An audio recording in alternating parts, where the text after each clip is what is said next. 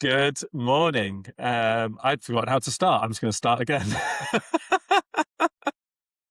We're keeping this. Yeah, we're keeping it in. Good. I was thinking it was morning, so I was just chatting with you. Good afternoon. I'm Marcus Plask, coming to you from Spain, and welcome to Talent Unplugged Across the Pond, the show where we dive into the honest, often messy truth about hiring.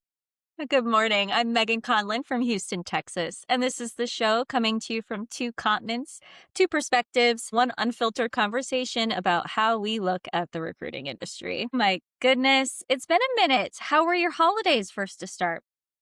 Holidays were good, Yeah. actually. Yeah, we stayed here in Spain with just us in the end to begin with. So normally we would head back to the Netherlands, we would go back to the UK, we would do this kind of big adventure of seeing friends and family, and it would take us like 2.5, 3 weeks to do. So we decided this year we're going to do a Spain Christmas, and it was just me and Aline, my wife, for most of that, but we had our next door neighbors and a few other friends that are on the island that didn't have anyone. We basically invited people for dinner, anyone that didn't have a place to go. So it worked out there was like 12 of us in the end that we cooked for. So it was nice to kind of bring people together. I didn't know some of them. My partner did, friends of friends, but it was just nice to give people a place to come and, be with people on Christmas Day, which is what we were celebrating. So that was super nice. My partner's family came out, her dad, two of her sisters. She has 4 sisters. So like it's always, and trying I to didn't piece them all. realize. Yeah. She's got a twin sister and then 3 younger sisters as well. So did you know she was a twin? I didn't know that. I just learned No. something new about your wife, that she's a twin. Every I didn't podcast, there's something new. know. I Yeah. know. I love that. That's very Yeah. cool. Yeah. So she came, 2 of the sisters came out, her twin and another sister, and just before New Year. So that was super nice, just very relaxed on the island. And then New Year's, we were looking to do something, but I'm not a huge fan. So in the end, we decided to do some homemade sushi. And yeah, because we spent our honeymoon in Japan. So we were there for 3 weeks, sorry, not too long ago. I think it was like September, October. And so we're like, do you know what? We went to a sushi making class while we were there. And we thought, let's put that to practice. So we did just a sushi night for us. We put on a film, somehow managed to make it past 12 o'clock, even though I'm normally in bed by 9. So that, I think it was the first time in many months that I've managed to stay up past probably 11. So it was nice. It was very, very chilled, very chilled. And you? Did you have people Good coming for to stay? you. The listeners don't know this about you, but you're a very good cook and you enjoy I love cooking. cooking. So Yeah. that's awesome that you had community, that you Yeah. brought people together for the holiday and cooked for them. How We awesome. did something new as well that I've never done, which was we cooked a whole leg of lamb, 2 legs of lamb actually in the ground. So like 2 days Cool. before, we had Yeah. to dig up a big hole, get it like quite deep as well, get that done. Then we had to, because it was going to rain, we had to create a shelter for it as well. So like a man-made shelter with branches and everything. And then I had to get the fire started. So we were up at 4 a.m. on Christmas Day, because you have to get the fire going for 2 hours, like the rocks and stones. Then you put the lamb on, then you cover it with soil, and you basically leave it in the ground for like 8 hours. So for us to get it ready for lunch meant we were up at like 4 to get this fire started to do the My lamb. Yeah, it was a lot gosh. of Well, then, effort, but it was good.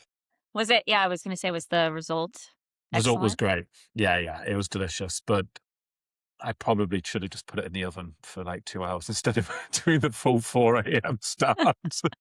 I got to like the end of Christmas Day, it was like 8 p.m. and I was just ready to go to bed. So I was like, oh, Yeah. wow, I'm exhausted. Yeah. Yep. We hosted as well. My parents came in from the Midwest, and I have 2 little ones. I have a 5-year-old and a 4-year-old. So they are now very aware of the concept of Santa Claus in our Yeah. house. So we didn't have like a lot of people to cook for, but we did host them for about 6 days. Quite a And long we pace. sandwiched in a 4-year-old's birthday party in there as Nice. well. So it just multiple meals, like Yeah. decadent meals to cook for. And I actually don't. I like to cook, but I'm not well practiced. Mhm. So it's something that makes me a little bit nervous to like Yeah. prepare for because I'm Yeah. not always as sure that it's going to come out well because I'm not as practiced. I'm a very like during the especially during the work weeks, we are a one or two ingredient kind of family. We do keep it healthy, but it's Mm. generally a very very simple fare. It's Yeah. not super creative. So but Christmas Eve, Christmas Day, I don't know about your household. Christmas Eve is the meal for us traditionally. Yeah, it's never actually, for my family, it was the same growing up, but ours was, so where I'm from in the UK, it's a town called Leicester, and we have a lot of influence from India, Pakistan, and around. So I grew up actually eating things like samosas and curries and things like that. So my Yep. tradition was, and it goes back many years, that my dad used to go to this local, it was a sweet shop, Indian sweet shop, where they used to do samosas and onion bhajis and all of these things. And we would host a Christmas Eve party for all friends, family, and etc. And it got to a point where we would have 100, 120 people that would come to my parents' house every Christmas Eve. And we would host all of these people. And it got to a point where then over the years, it became very traditional to have things like, even when we just stopped doing the parties, like samosas and pizzas and stuff that we used to have as a buffet when we were doing the parties. And that still continued to this day, where if I'm ever back in England for Christmas, I say to my mum, you need to make pizzas, you need to make sausage rolls. And I get my brothers to go to that same shop that's still open, and they bring samosas from Leicester up north to my mum and bring like Cool. 50 between, let's say there's 10 of us. So we have like 5 each, and they get demolished every Christmas Eve. Oh, Like, that's cool. yeah. That's a very cool tradition. We just have a very simple, not super simple, but ham is our main I like meat, and glazed we ham. yes, like a yes, glazed ham, depending on how fancy you want to get with your potatoes and your greens and your rolls Yeah. and your gravies and your cranberry sauce. Like it's essentially like for us Thanksgiving Thanksgiving dinner. 2.0. Yeah. Yep, Super except nice. ham versus turkey. And then the vast amount of homemade cookies that Yeah. you make is oh my gosh, my mom brought 4 or 5 different kinds. I baked 4 or 5 different kinds, and you have, like, these, like, tiered cookie trays, and you, like, put them Wow. out, like, decoratively, and yeah, so, I mean, Christmas is a big deal. Santa Claus was a hit. Like, you could hear the pitter-patter of feet around, like, 6 a.m. of them, Nice. like, coming down in their matching little kiddo PJs. Brother, I think Santa came. It was we just love it. And Mark and I had a blast, like, eating the cookies that they set out for Santa and drinking the milk and making it Wow. a scene, making it look like Santa had arrived. That's So, so cool. yeah, We have it's fun. something on the island that we heard last year, and it was again this year. He's been doing it for, I think, 15 years, where there's a guy that's basically created his own like hovercraft type thing. And he does a flight from one part of the island to the next. And he does it like reindeers and Santa's sleigh. And he tells everyone on the island, I'm going to fly over at this time so that if your kids want to see, and so in the distance, you can see him like hovering over. And I'm like, this is just incredible. Like, imagine that as a child that you actually see something like that. It's just, even I'm impressed. And, I'm just like, it's unbelievable the effort that he goes to every year to make this work for the kids. Like, it's great. So cool. Magical. Yeah. Magical. Yeah, that has really revived. Not that Christmas hasn't been special always, but seeing it through the eyes of children makes it very, very Just magical. see it through the eyes of me. I told you I'm a big believer in Yes, Christmas. exactly. It doesn't change as you get older. Oh my gosh. I guess should we switch to maybe some more like industry specific Sure. topics Yeah. for our listener? They'll fast forward the first 15 minutes of this episode. How is shaping your path going?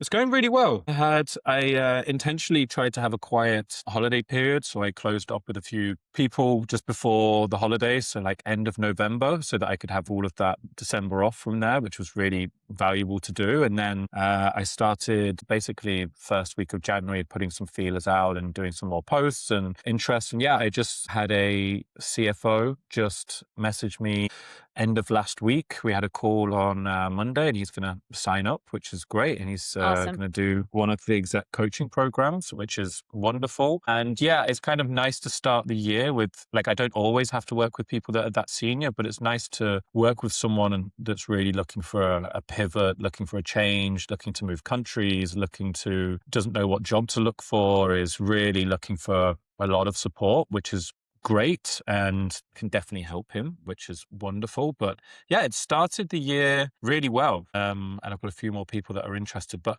because I'm doing work for Nebius as well, the AI Right. company, I'm consulting for them. I kind of only want to work with a couple of people at any one time with the coaching, just to make sure I can give them my full attention and to make sure that I'm supporting them. But yeah, it's been a great start to the year. And with Nebius, my role is I'm consulting for them, but that's going to shift to still consulting, but they want me to stay on for basically the rest of this year, which is That's great. super nice. Yeah. So everything is going well. And then I had this amazing podcast with you as well. So the start of the year has been like more than I was expecting already. And we're only 3 weeks in, which is wonderful.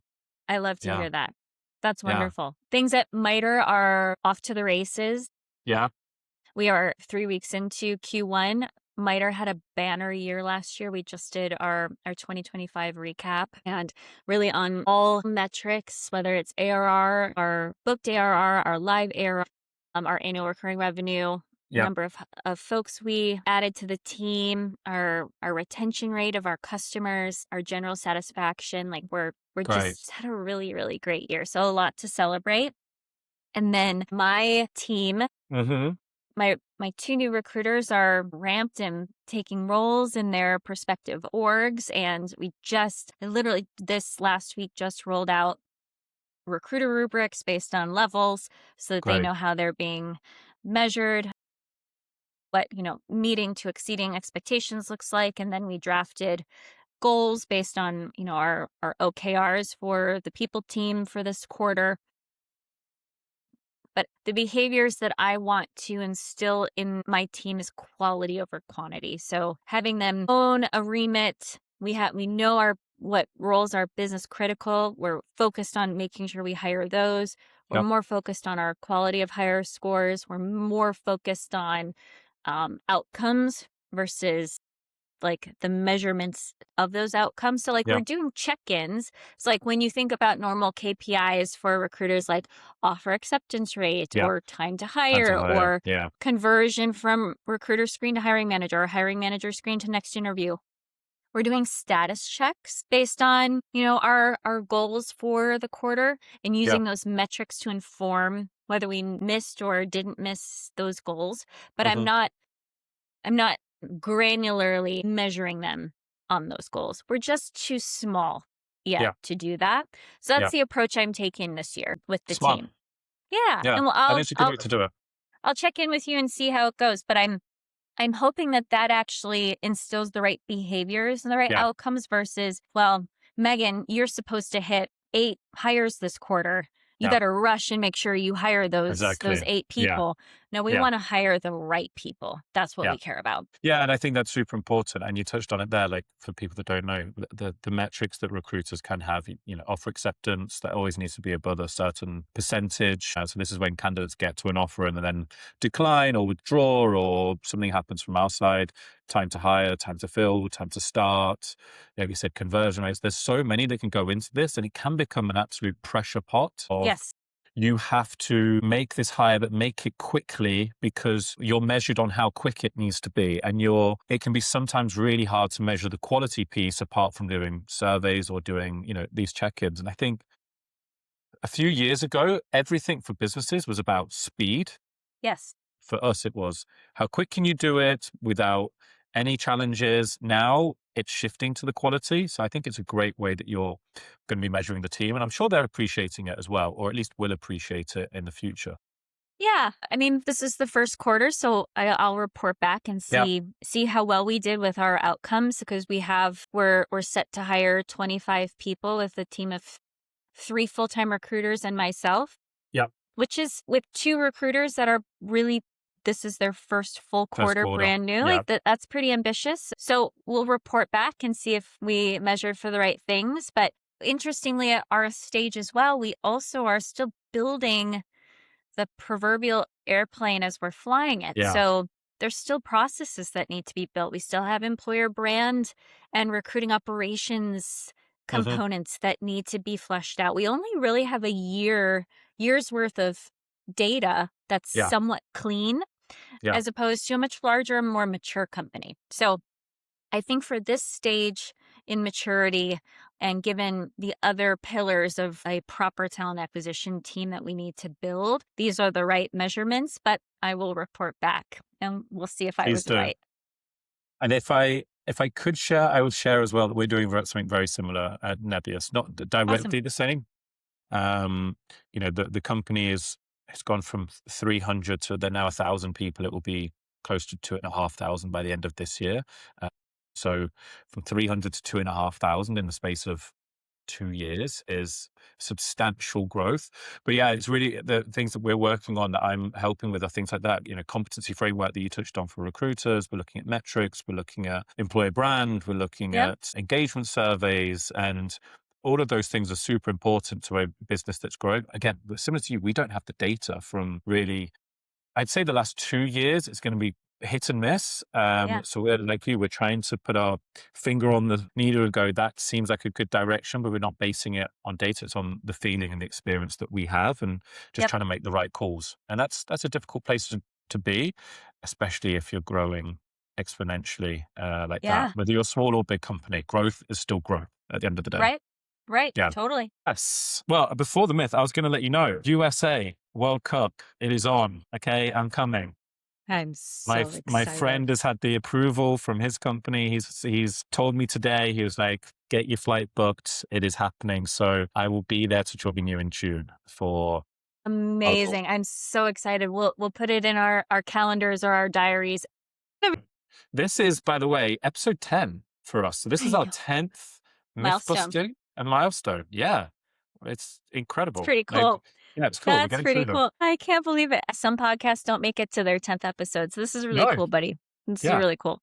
I've really enjoyed this. So our myth for today, I think, well, hopefully won't be too spicy, but I'm definitely interested to hear your opinion yeah, on this because I have an opinion.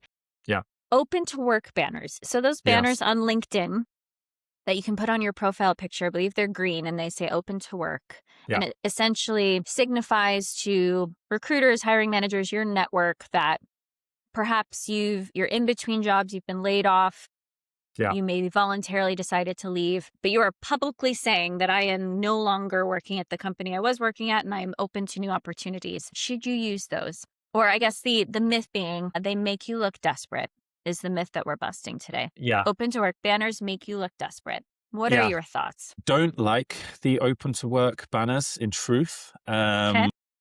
I think that the challenge with them is that there's a lot of biases that recruiters have and people have when they see these banners as well. And I think for some people, hiring managers, recruiters, other people in the business, it will make you look desperate or maybe seem like, why are they open to work? Why have they not been able to get this job? What's going on? Rather than the intended purpose of it, which is to help someone get a role. I actually think it has possibly a negative effect for some people on getting that new opportunity, which is a shame because I feel like the intention of it is a really well-intended intention. But Yes. how it's being viewed is not necessarily the case. I think there will be moments where you have some companies that will have a recruiter and they will be doing their search in the back end on LinkedIn. So for anyone listening, there is two parts of LinkedIn. You have the front facing part where you are a normal user, then you have the back end. And the back end is which recruiters use to search for candidates and search for profiles in the back end and have a big database that they can find potential and suitable candidates to approach. They can use that and click on, is this person open to work? So if it's time specific and Yep. they need to get someone quickly, then I think it could benefit them because they know that they're available immediately. But I would be more concerned with that because they're just moving quickly and it might put actually a challenge for you. So If it's any other recruiter, I don't see them clicking on that filter. I think they will actually probably ignore that filter and just look for the right candidate. And actually, you might get noticed better if you don't have it on. So for me, in a roundabout way, I kind of agree with the myth and feel like it's not used in the right sense, and then people are not seeing it in the right way either. What about you? What are your thoughts? It's a shame, but I agree with you on this myth that there is some truth. I've listened to other podcasts, other roundtables of peers, recruiting leaders, Mhm. very senior talent acquisition partners in our industry. I think that there's certainly a emphasis on changing that narrative, changing Yeah, that bias from hiring teams that someone that says they're open to work is not, for lack of a better term, undesirable exactly. candidate. Yeah, They're it's a not great way to say it. undesirable talent, Yeah, but it's not entirely been dispelled yet. So I think that erring on the side of caution, I would also advise, and actually very recently advised someone close to me who's actively on the market not to put up their yeah, banner. When I was laid off a number of years ago, yeah, a lot of my peers were putting up open to work yeah. and advertising that they were on the market, and I chose not to. And that's not to say that, that's the reason that I was scooped up so quickly. I was the fortunate recipient of a network introduction. Yeah. But for me, I decided that that was not the best advertisement because there is the potential of inherent bias of, oh, why was Megan on the layoff list? What was Yeah. wrong with her performance? It sometimes opens more questions. Now, that is, I think it's really important to emphasize that you and I don't agree that that is No, correct. no, We no. don't agree with it. But it sounds like you would advise, well, you tell me, would you Yeah, yeah. advise With someone that you're working with to put up their banner or not? Sounds like you would not. No, no, and actually, I've worked with a lot of people recently over the last year with my own company with coaching, and I've said to them all, my advice is to not have this banner up. I don't feel like it will benefit you. Instead, let's go through the networking angle. Let's be proactive. Let's make sure that your CV. I think one thing you can do is make sure that your CV is visible. So there's Yes. a thing that you can do within LinkedIn that you can actually have your CV there, that when the recruiter is searching for you in the back end, if they find your profile, they can view your CV already rather than, a LinkedIn profile that might maybe doesn't tell the whole story. I think that's a good way to do it because it's still telling the same part. Hey, here's my CV. I'm looking for things. And you can also say that you're available or interested in looking at new jobs without having the banner as well. Yes, and let's touch on that just a little bit more because Yeah. you were talking about the front facing LinkedIn dashboard where your LinkedIn feed is, and then where the LinkedIn recruiter component where we essentially most recruiting teams use to source their talent. They can create projects and Boolean search strings to look for the people that might fit the profile that they're looking for. And there is a way to incognito Yeah. say to a recruiter, my profile invisibly is I'm open to other opportunities. Here are the titles or the types of roles that I'm open for. And only folks with LinkedIn recruiter seats can access that visibly. It is not something that's advertised publicly on your LinkedIn profile. So, in the event you're still working at a company and you're maybe starting to passively look at new opportunities, that's a way to invisibly flag to other talent acquisition partners that you're interested in other opportunities. I would absolutely encourage that over Yeah. publicly advertising that you're Same. open to work. Yeah, and recruiters use that as well. Like we Yep. will actively use that filter of people, like you said, incognito. I am interested in looking at new. I'm putting myself out there in the market to have conversations. I'm not active, but I'm passively looking. Like those are things that you can add as your kind of filter, and that is something that recruiters use all the time. Or people that have previously been interested in your company. That is also something. If you Yes. are one thing you can do as a candidate is follow certain companies that you are interested in working, because again, we will see in the back end that you have shown an interest in that company, which means that you are more engaged if we wanted to reach out to you, which means you're Yep. going to get a better response rate as well, and get people more interested. And yeah, I think that's always one way that I would advise any of my clients to go down. But then I do say to them, it's your choice at the end of the day. If you feel like this is beneficial to you and you feel like it's going to help you, then move forward with it. But my advice of doing this for many years is I would not personally, and I've not seen enough positive responses and success from the banner for me to advise differently. If I heard of many great stories that someone told me that they got this because of the banner being up, great, that might change my opinion, but I can't name a person over the last 2 years that has been specifically successful because of that banner. Sure. I don't Yep. think. Yeah. I would agree. And I want that narrative to change. 100%. I absolutely want that narrative to change. I think that folks that make the decision to voluntarily leave a position that is no longer serving them, perhaps there's a toxic work environment, it's no longer a fit, you need a break. That is completely reasonable for somebody to leave a role. And that's absolutely talent that you and I or our recruiting teams would be interested in. Also, layoffs in the tech industry are still happening. Hmm. Yeah. So, and you and I know this is definitely a myth I want to dispel if we haven't dispelled it already. Folks that are laid off are not inherently low performers. No, not at all. You and I know this Yeah. personally from Yeah. having to be the news bearer Hmm. of layoff decisions that you and I didn't make personally, Yeah. but it is not a key indicator that No. someone was a low performer in any way, shape, or form. So when someone is laid off from a role, that also does not mean that they wouldn't be gangbusters and be a top performer at the next opportunity that they have. No, I was going to say we've definitely had those. I've had those questions from hiring managers in the past. Like, this person was laid off.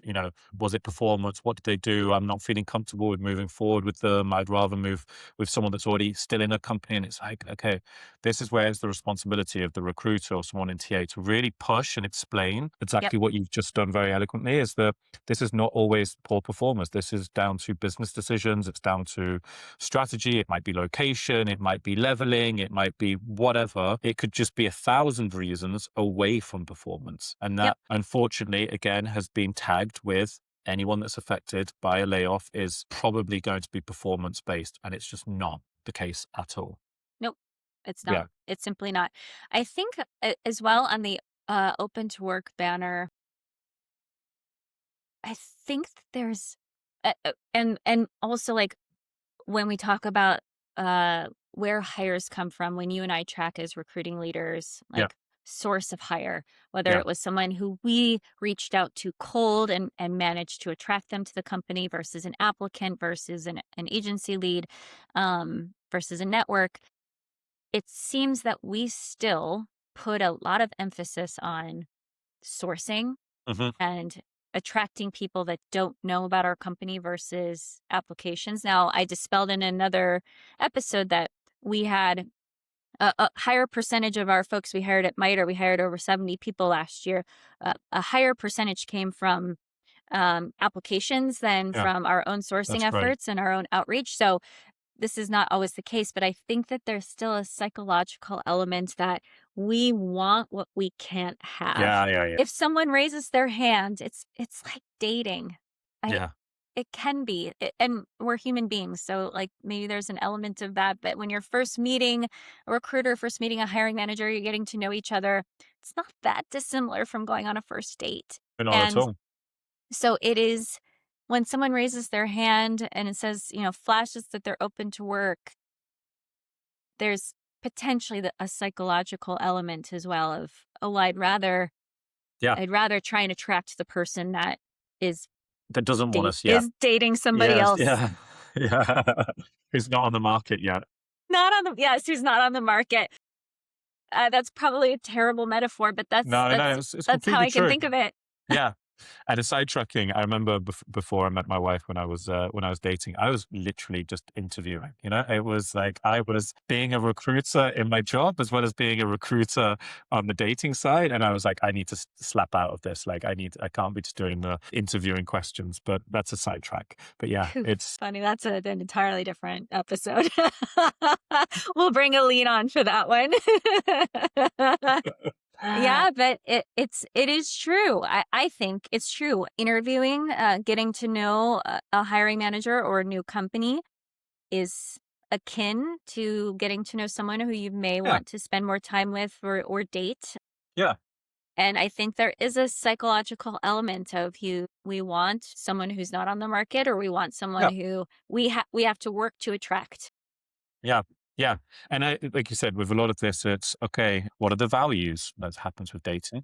What is the communication style? Could I spend a lot of my day with this person? What are their ambitions? Yep. All of this stuff is very much what happens in the other dating side as well. So yeah, I always felt like that. And actually it's something I advise my coachees on. I say to them, when you're going for these interviews, if it doesn't feel right, then trust your gut. Like you would do this in any other situation. I want you to also be interviewing that company. I don't want it to Mhm. just be them asking you 1,000 questions. You should be also making sure you feel comfortable. So don't be afraid to get uncomfortable by really probing them on whether Yep. it's going to be the right fit. What's their management style like? What's progression look like? Anything that comes into it, you need to be testing them at the same time as them testing you. And if they don't have time for it, then it means it's probably not the right company for you Might as not well be. because they don't value it. Mhm. Yeah, I Yep. I couldn't agree more. Couldn't agree more. think so. And I think it's probably the first time we've agreed with a myth. No? Yeah, actually, come to think of it, I think we've had half agreements Yeah, on myths before. This one we do agree with, unfortunately, and we as talent acquisition professionals need to work at changing that narrative. 100%. 100%. But shall we wrap up there? Yeah, yeah, let's go. Awesome. Well, that's it for this episode of Town Unplugged Across the Pond. We hope you've enjoyed listening, and we look forward to more stories, myth busting, and everything in between. It's a goodbye from me. Bye, everyone. Bye.